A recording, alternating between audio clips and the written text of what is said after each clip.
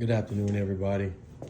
Today I got my electric sausage stuffer in the mail. Thought I'd share my semi-unboxing and my initial review of it before I use it with you guys. As you can see, it completes my whole little sausage making kit.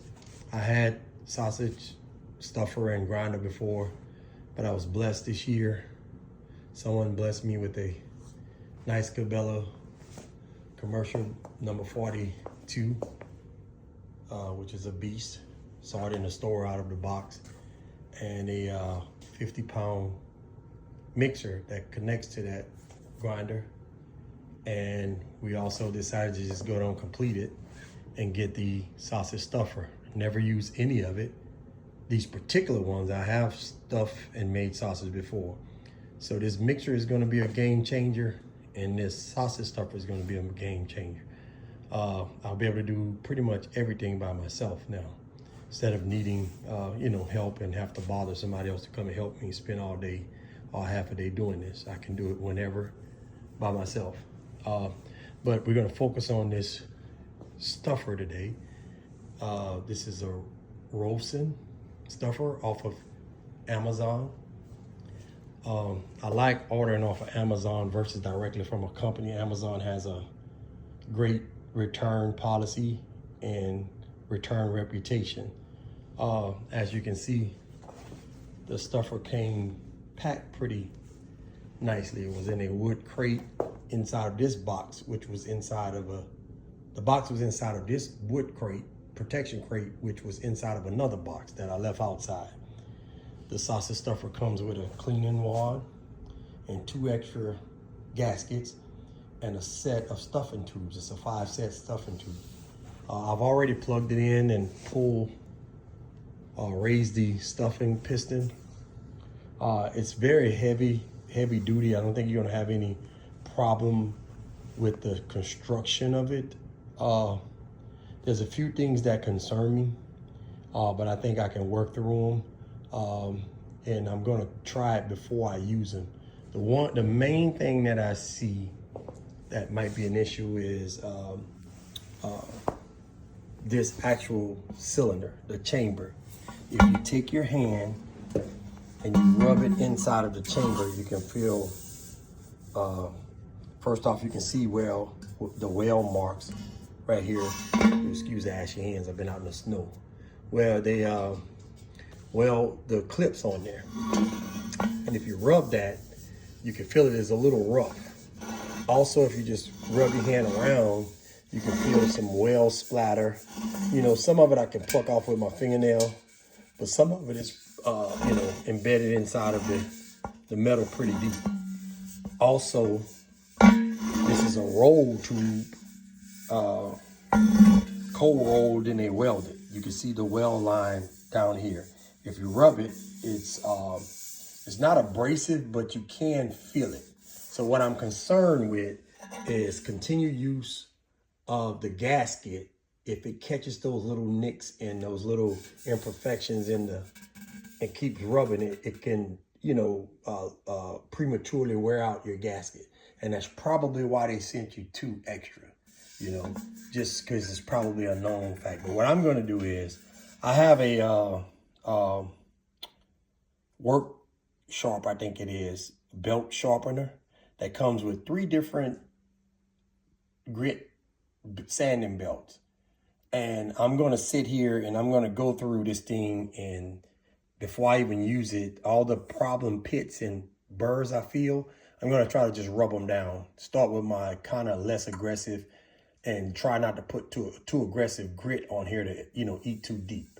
Because if you cut in a groove that doesn't allow the gasket to seal, you'll have another problem of meat seeping on the top of the piston and all that. So I'm going to be very, very easy with it and smooth it out. But other than that, I like this grinder. I like what I see. The little stands at the bottom, I'm not going to worry about. I can see the weld marks down there. I'm not going to worry about that because the piston is never going to get that far or to make the, become an issue.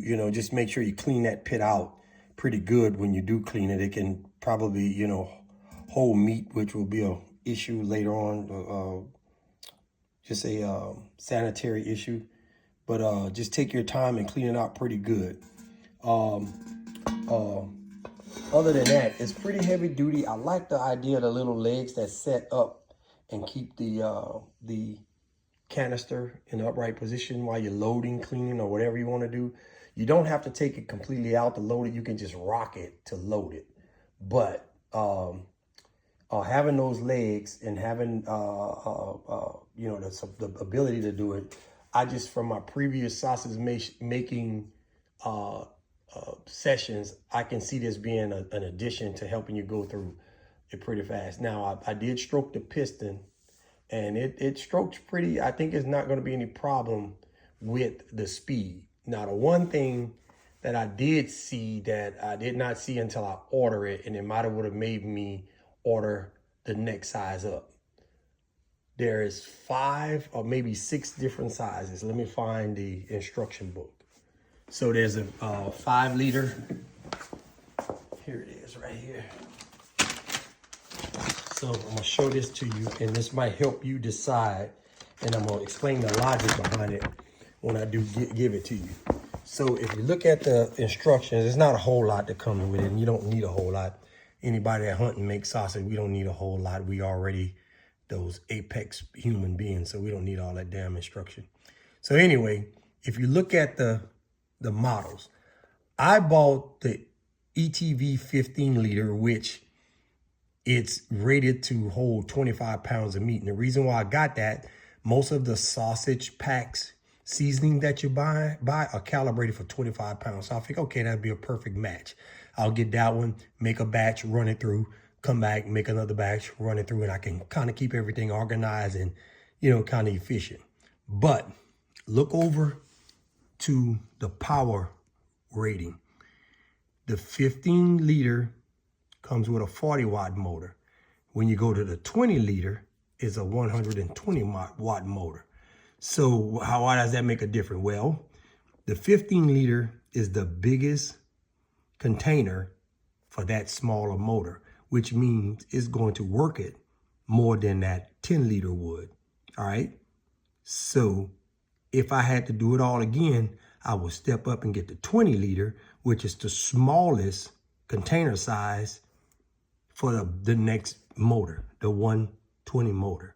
Now, I'm going to trust that the engineers that made this did not cut the ability, or did not, engineer it so close to where the 40 watt would not push any type of meat or material that is designed to push out from the 15. I'm going to trust that. But to be safe, because sometimes I have trust issues when I'm dealing with companies and manufacturers with cars and everything else, I would have bought the 20 liter, which steps you up to that, and it's on the bottom end, so that would be the less meat. You figure if they calibrated the halfway push a 30 liter, it will manhandle the 20 liter. So that's the only thing I would have done different. Like I said, it might not be an issue, but I just saw it after I was able to look at the instructions and the actual ratings in it, the specs on it.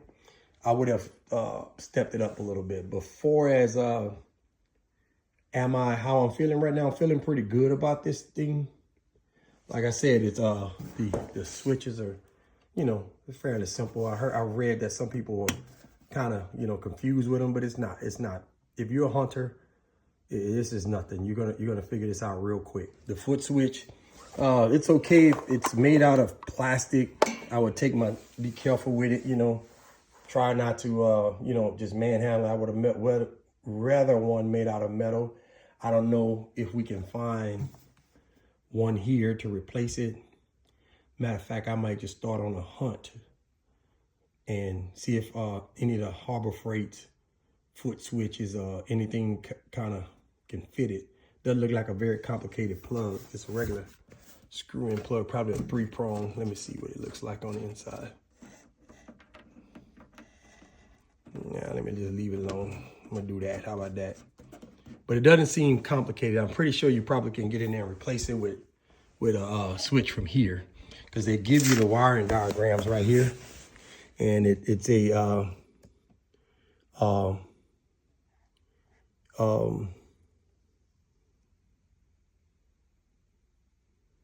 not a very complicated. It's a 3-prong right there, up and down momentary foot switch pedal. So it's probably, yeah, you see the wiring right there. The wiring right there, you probably can find one to replace it without having to, you know, go search the world for it. It's not very complicated. Momentary up and momentary down. So probably old sewing machine switch or something else would. Well, for now, we're gonna roll with it and hopefully it lasts forever. But I like it. Feels good. The piston, heavy duty. This is an air valve on it. Man, I should have put some lotion on my hand. The air valve on it allows any trapped air to escape before you start stuffing. But the other manual one I had was kind of like this with a hand crank on it, and it was a Chinese version, made in China type manual, and it gave me years of service with no problem.